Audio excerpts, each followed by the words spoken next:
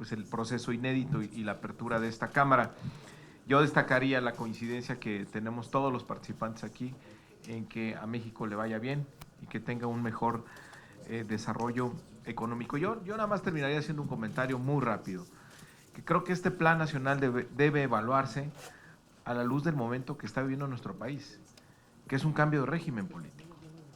¿Cómo se construye un plan en un contexto de cambio de régimen político? Lo que se trata fundamentalmente el Plan Nacional de Desarrollo es desmantelar un Estado corruptor depredador que ha prevalecido en los últimos años y la construcción de algo diferente, de un modelo de desarrollo o la redefinición de un Estado que tú lo planteabas.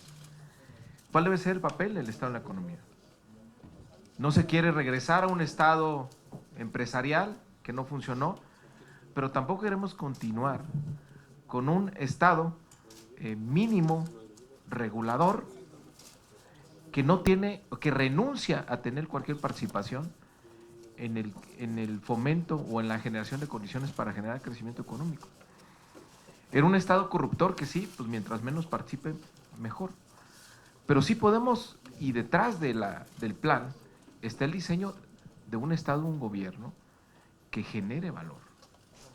¿Cómo se logra un Estado que genere valor? Que tenga compromiso con el desarrollo económico. Primero, tener un gobierno austero y transparente en el destino de su gasto. Por eso es la austeridad, no es una moda, es el concepto de que el crecimiento del gasto que ha habido en los últimos años, creció más el gasto improductivo que el productivo, financiando excesos, privilegios, abusos que tienen que recortarse.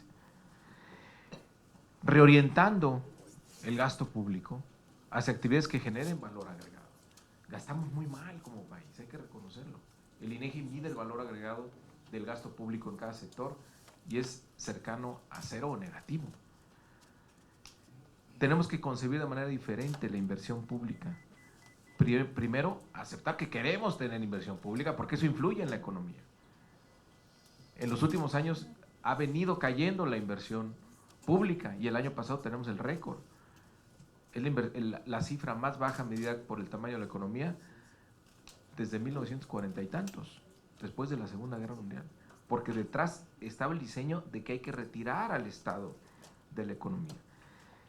Y debe concentrarse la inversión pública en proyectos de infraestructura, pero no en un catálogo de obras, sino utilizar la inversión en infraestructura para tener modelos de desarrollo regional. Las grandes obras de infraestructura no son grandes obras de infraestructura, son proyectos de desarrollo regional, como es el Tren Maya, como lo es el tren transísmico o la refinería Dos Bocas. Si el sur-sureste no tiene una inversión de este tamaño, no vamos a poder sacudir a esa región y que logre tener tasas de crecimiento diferentes a la que ha tenido en los últimos años.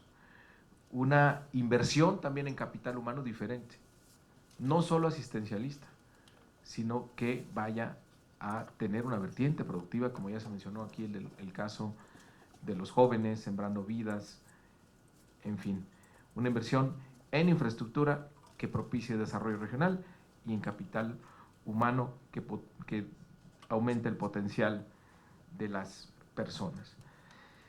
Una política fiscal, por supuesto, que conserve finanzas públicas sanas, que detenga el sobreendeudamiento que hubo en los últimos años, que mantenga la estabilidad, pero también que vaya más allá de mantener las finanzas públicas sanas como objetivo final del gobierno. Porque en los últimos años parecía que el objetivo del gobierno se limitaba a mantener sus finanzas sanas. ¿Cómo puede ir más allá? La política que se está instrumentando en la frontera, disminuyendo la tasa de impuesto sobre la renta, impuesto al valor agregado, que tiene un costo fiscal de corto plazo, pero la apuesta es que eso genere mayores inversiones, mayor crecimiento económico y eso más que compense la pérdida en recaudación. Entonces, una política fiscal responsable, pero también orientada a generar condiciones de desarrollo económico. Una política monetaria que garantice la estabilidad de precios, pero que ya no tenga como ancla de la inflación el rezago de los salarios. Romper ya el paradigma de que el ancla de la inflación es tener anclados a los salarios. Romper ese paradigma, que los salarios puedan crecer para que haya un crecimiento y fortalecimiento del mercado interno con estabilidad de precios.